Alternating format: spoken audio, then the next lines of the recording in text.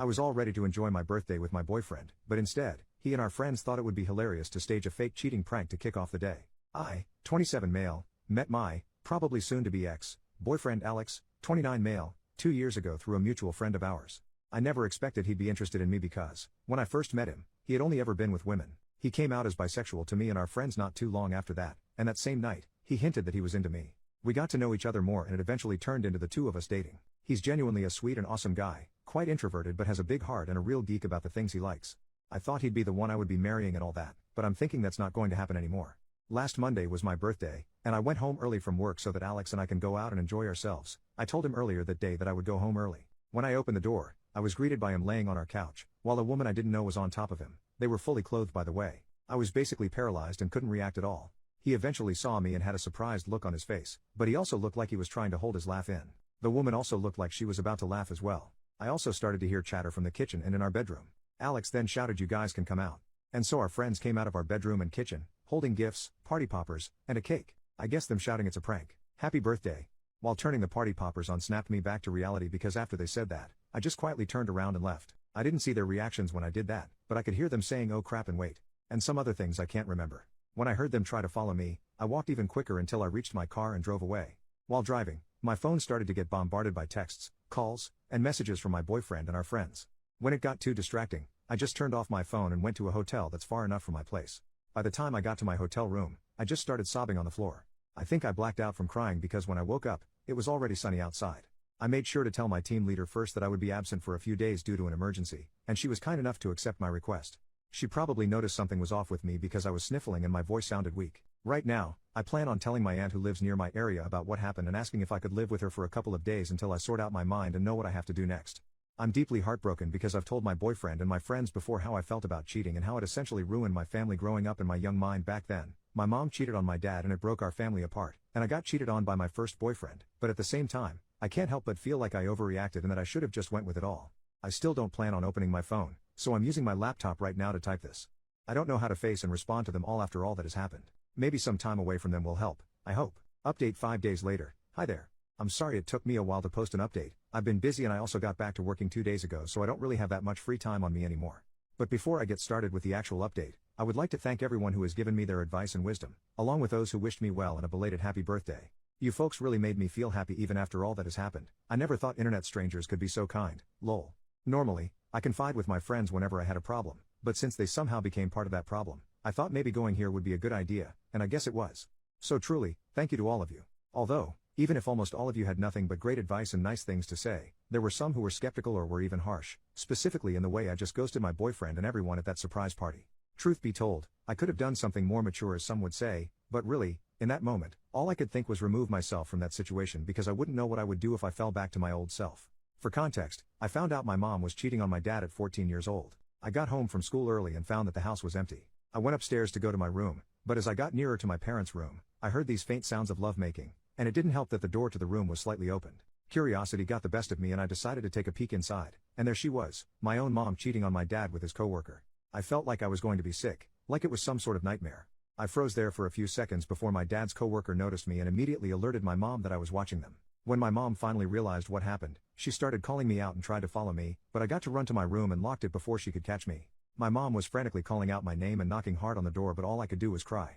The realization that the person I was calling my mom wasn't the person I thought she was hit me like a ton of bricks because I used to adore my mom. She was always around while my dad was working full-time, which made me resent my dad because he was never around. I remember hiding under my bedsheets and eventually falling asleep. I was woken up by my dad knocking on my door and calling me to come out. I had to comply, of course, and when I opened my door, my father was standing in front of me, with my mom behind him. He gave me a tight hug and asked me about the guys who bullied me while I was walking home from school, and I was confused when he mentioned that, but then I saw my mom looking mad at me and basically telling me through her face that I should go along with it. As much as I hated it, I went along with it because I didn't want to hurt my dad. Since then, I've decided to fully ignore my mom unless it was for a chore or something important, and when I moved out at 18, I made sure to go no contact on her and only talk to her when my dad wanted me to. My mom and dad eventually divorced after I moved out. Turns out, he always knew but didn't want to do anything about it until I moved out because he didn't want me to live in a household riddled with arguments and stress brought upon by divorcing couples.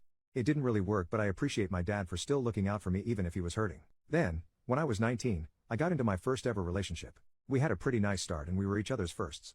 But, when I found out he was cheating on me, things got really ugly. I know this is not an excuse, but I was young and didn't know how to handle that information when I got it, and knowing how much I hated cheating, I basically went crazy on him and turned to destroying his stuff, deleting all copies of his thesis, and even went as far as doing this insane Facebook rant where I exposed his cheating and posted pics of him and the guy he was cheating on me with, and even mentioned his mom and dad in the post and outing him without his consent. I deleted the post just 2 days after, but the damage has already been done and my ex ended up moving away and living in another area because of my post. Obviously, I am thoroughly embarrassed and ashamed of what I've done, and I still regret doing all of that. When my aunt found out about what I did, she gave me a pretty stern scolding and insisted that I had to get checked by a psychiatrist because what I did isn't normal, and it's not, and I got diagnosed with severe depression and the doctor also said I had some unresolved trauma, which confused my aunt, but after telling her what happened 6 years ago, she fully understood why and gave me a tight hug and cried after spilling everything to her. She felt bad because she wasn't able to do anything to help me before and now is extremely mad at her sister, my mom, for doing all of that to me. Ever since then, my aunt has helped me get the therapy and meds that I needed, and essentially turned into my mother figure. My ex and I don't talk much these days, but we have made amends and are on good terms now. Now that all of this stuff from my past has been finally laid out, for those wondering why I did what I did, here's the actual update. After I submitted my original post, I packed my things that night and prepared to go to my aunt's house, which wasn't that far but still a bit of a drive nonetheless. When I finally got there, she was incredibly welcoming and I thanked her for allowing me to stay in her house even just for a little while. She gave me a tight hug and told me I was always welcome and that she will be there to help me when I need her too. She eventually led me to the spare bedroom that they have in their house and helped me unpack my stuff. She is honestly such an incredible woman and I love her so much. She's basically the mom I've always wanted. Once I was done unpacking, I was again confronted by the fact that I haven't opened my phone for quite some time now. I've avoided it for so long that I didn't think I could open it again, but I knew I had to. The moment my phone booted up, hundreds upon hundreds of texts, chats, and missed calls popped up on my screen. Even if I was still hesitant, I decided to open my chats and looked at our friend group's chat first. The chats from the start were all very frantic in nature, with my friends asking about where I was or what happened. But after scrolling down a few more times, the chats turned into them apologizing that the prank happened and that it was not on the plan at all. One of my friends even blamed the girl that was on top of Alex and thought she was untrustworthy. Finally, the chats ended up being them hoping they could contact me and wishing I was safe. I guess they knew I just read their chats because as soon as I was done back reading, my friends immediately knew I was online and asked how I was doing and where I was. They also started apologizing again for not being able to stop the prank from happening and that they didn't know that was going to happen and thought the original prank was going to be something else. At this point, I was thoroughly confused because they seemed happy enough to be there during that night, but I knew I had to apologize to them first for ghosting them and asking their side of the story first before speaking about what had happened. Essentially, they were simply planning a surprise birthday party for me with Alex in a group chat that didn't include me. Then, my boyfriend added a few more people into the group chat, saying that they were college friends of his and he wanted them to be a part of the surprise party too since they also wanted to meet and get to know me better. As a suggestion, one of my boyfriend's college friends pitched the idea of them pranking me. The plan was my boyfriend is going to be on the couch with a serial killer holding a bloody knife and fake stabbing my boyfriend while the killer was on top of him and while my boyfriend is bleeding everywhere. My boyfriend's college friends thought it would be funny to see my reaction, although my friends were initially skeptical. They reassured them that it would be harmless fun and that once my boyfriend and the friend who'll be acting as the killer got their desired reaction on camera, they can just tell me that it was all a prank and my friends and my boyfriend's other college friends would come out and surprise me with their gifts and stuff. My friends eventually agreed so as long as they don't drag out the prank and immediately reveal everything once they captured my reaction on camera. The day of my birthday comes and everything they'd planned seems to be going smoothly, with them waiting for me. My boyfriend's college friends ushered everyone to hide while they set up the prank, and when it was done, they would hide too. When they finally heard my boyfriend say they can come out, they thought the prank was a success because I looked absolutely mortified, but they knew something was up when even after the prank was revealed, I was still looking shocked and almost teary-eyed even, until I finally turned around and left. They were understandably shook and confused, thinking the serial killer prank was too much, but knowing me, I wouldn't have minded it at all since I love scary movies and an avid horror enjoyer. That was then they realized that my boyfriend's female college friend was on top of my boyfriend, not wearing any serial killer costume and not holding any fake bloody knife. They then saw my boyfriend pushing his female college friend away from him and chasing after me. Some of them also tried to follow me, while some were asking what happened to the original plan. Even my boyfriend's other college friends were wondering why their female friend wasn't in costume, but she was just silent. After a few minutes, my boyfriend came back to our apartment looking distraught and crying. He then tells everyone that they should all go and proceeds to go to our bedroom. They wanted to ask him what happened but he shut the door before they could. His female college friend then followed him inside which really weirded them out, but after a while, they hear my boyfriend shouting at her, telling her to piss off. She then goes out the door on the verge of tears and leaves the apartment. They said everything happened so fast that they didn't know how to process all that has happened. Not too long after that though, they realized that I was missing and started calling and texting me, but I didn't respond to any of them. Eventually, I was unreachable, I turned off my phone, and decided they should just go home and wait for me to respond. My boyfriend's college friends apologized profusely to what has happened and didn't mean for any of this to happen, but they basically just ignored them.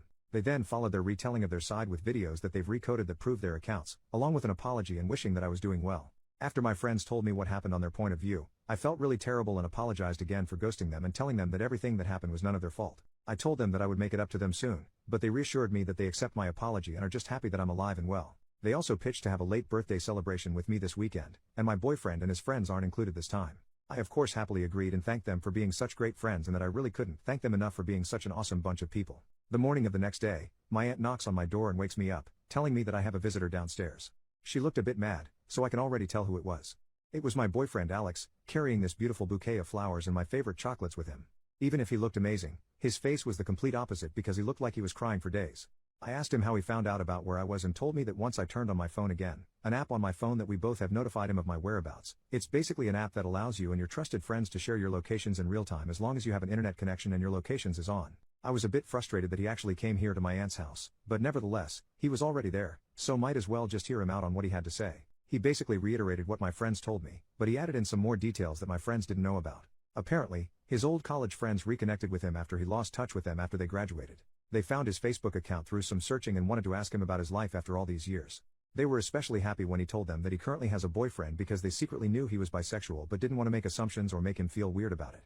Alex eventually tells them about me, and he mentions that him and our friends are planning a secret birthday surprise for me and they immediately wanted to be a part of it. After they were added to the group chat, they started suggesting ideas on how to make the surprise much more fun, until their female friend, we'll call her Anna, suggested that they do a prank to surprise me. Alex's college friends were immediately on board because they saw TikToks of it and they thought it was really funny, but my friends were obviously skeptical. Eventually, they agreed what the prank is going to be and that the prank wouldn't take too long. Anna volunteered to be the serial killer since it was her idea, and they all went and did their parts of the surprise so that everything would be ready when my birthday comes. The day of the surprise party comes, and everyone prepares for my arrival. When Anna and Alex went into their assigned positions for the prank, he wondered why she still wasn't in her costume and that her props was missing, but all she could reply was that she forgot. Alex offers to find the costume and props but Anna insists that there's no more time and that I was going to arrive soon. Alex at this point was extremely uncomfortable and wanted to get out of their position, but before he could do it, I've already opened the door and saw them. He admits that he messed up by laughing a bit at my reaction because it was exactly the reaction he thought I was going to make but immediately realized what it looked like and called everyone to come out to save himself from the embarrassment and give context to what I was seeing. When he realized that that didn't work, he forcefully pushed Anna away to chase after me, but he wasn't able to keep up once I got into my car. It then sunk into him that he messed up big time and that when I drove away, that's when he remembered my trauma about cheating, which made him cry while returning to our apartment. He tells everyone to leave and retreats to our bedroom, not really knowing what to do. To his shock, Anna comes inside our room unannounced and starts comforting Alex. He repeatedly tells her to leave and that he'll be fine, but what really set him off was Anna asking him, "So, does that mean you're single now?" That's when he realized she did it on purpose. Alex then shouts at her and angrily asks her to leave, which she then complies to after looking like she just embarrassed herself. Alex is in tears at this point, and he tells me that he wishes he just didn't agree with the prank. He's cut off contact with his college friends for now, and is incredibly sorry about what happened. He then starts hugging me really tightly and says that he loves me so much and that he's scared of losing me. His words alone also made me cry because even after everything, I still love him deeply and I do believe everything he said. After a minute or two of us hugging and crying, he lets go of me and tells me that we should get back together to our apartment, but that if I still need time and space, he'll gladly give it to me. I gave him a kiss and then respond to him with me asking him to help me pack my stuff. Of course, I gave my aunt the warmest of hugs and told her how much I appreciated her for helping me. She was happy things got resolved, but also jokingly threatened my boyfriend that if he did something stupid or hurtful to me again, she'll personally whisk me away to safety and away from him. My boyfriend laughed, but I think he was just hiding his nervousness. Now, I'm back in our apartment, and Alex even offered to throw away the couch that was used for the prank, but I declined since it's a pretty nice couch and everything that has happened was something no one wanted, aside from Anna probably. I've already made amends with my boyfriend and we've both forgiven each other, and my friends are happy that things worked out in the end. Alex is probably now invited to the weekend party but I've yet to ask them. Haha. Don't worry, I'm also going to get in touch with my therapist soon and book new appointments with her per the suggestion of my aunt. This has all taken a toll on me but I'm glad to have the support of my BF, my friends, and everyone who has read my post and shared their support to me. Also, I realize that this update is probably not what most of you wanted to happen, and as much as I was close to just giving it all up, I never had a reason to in the end and I'm glad I got to hear their sides out before making any huge decisions that I might end up regret later, and I do trust my BF and my friends since they all sounded sincere and they did have proofs to back them up. I think this is going to be my last update since everything seems to have been resolved at this point, but I'll try to make an update if ever something happens, but I hope that's not going to be the case. Once again, thank you everyone. Final update 1 week later. Hello. This is definitely my last update about this mess because quite frankly I'm tired of all of this. But before I start this update, I would like to say sorry to everyone who thought my previous update was too long. I guess I was just overcome with joy. I feel stupid about it now, talking about what happened that I didn't get to edit it much, but don't worry, this update won't be as long. And thank you to everyone who had nothing but kind words, I really appreciate you all. So, a few days after my previous update, Alex, my now ex-boyfriend, came up to me while sobbing and confessed that he hasn't told me the complete truth about Anna. Apparently, him and Anna were a couple back then, She was his first girlfriend and he did a lot of his firsts with her, first kiss, first date, first going all the way, etc. Once they graduated, Anna broke things off with him because she can't handle long-distance relationships and didn't want to be tied down yet. Anna breaking up with him caused him to go into a spiral and develop severe depression, along with self-harming tendencies, something he still goes to therapy for. It took a lot of work for him to get out of that hole and be a functioning human adult again, but things apparently didn't completely change for the better for him until he met me. As I quote, "I was the light at the end of the tunnel that he desperately wanted to get out of." But, I guess ghosts from the past have their way of coming back to haunt you. A few weeks before my birthday, Alex's college friends found his Facebook and contacted him to reconnect. Things went well for them until he was added into their group chat that had Anna in it as well. As what he said, it definitely reignited some old feelings that he had, and it also didn't help that Anna was acting like nothing bad happened between the two of them. They agreed to meet to catch up, one thing led to another, until that one thing ended up being them making love every single day up until the birthday surprise lol. It only really hit him how much he messed up and realized that he was doing something incredibly shitty when he saw my devastated face after seeing Anna on top of him for the prank that they supposedly planned for me. According to him, he was trying to bring back those strong feelings and emotions that he once felt back when he was with Anna, but seeing me look ruined and distraught made him realize that what he had with me was incomparable to what him and Anna had, so I guess that's what led him to confess and be all remorseful. Of course, I had to hear him apologize and cry in front of me, and I did cry too, but I couldn't bear being around him anymore after hearing all of that. I then calmly told him that I accept his apology, but that I didn't want to be with him anymore and that I'd be leaving the apartment and sort things out once we're both in clearer states of mind. He didn't like that one bit and started sobbing like crazy and even went as far as hugging me incredibly tight just so that I wouldn't go. It was a struggle, but I eventually got out of his clutches by pushing him away hard enough. I ran as fast as I could, ironic, to get to my car and immediately headed to my aunt's house.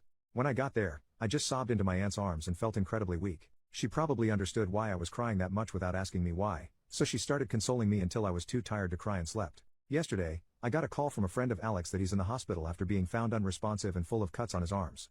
I didn't want to go because I'm obviously still hurt about everything, but Alex doesn't have any family anywhere near him and I'm the only one who knows about his medical history and details, and technically his closest family, so I had to. When I got there, his arms were full of bandages and his face looked all puffy and red. Right now, I'm outside his hospital room, waiting for his doctors to give me an update or tell me anything or something that I should do. He also hasn't woken up yet, so I'm bracing myself for when he does.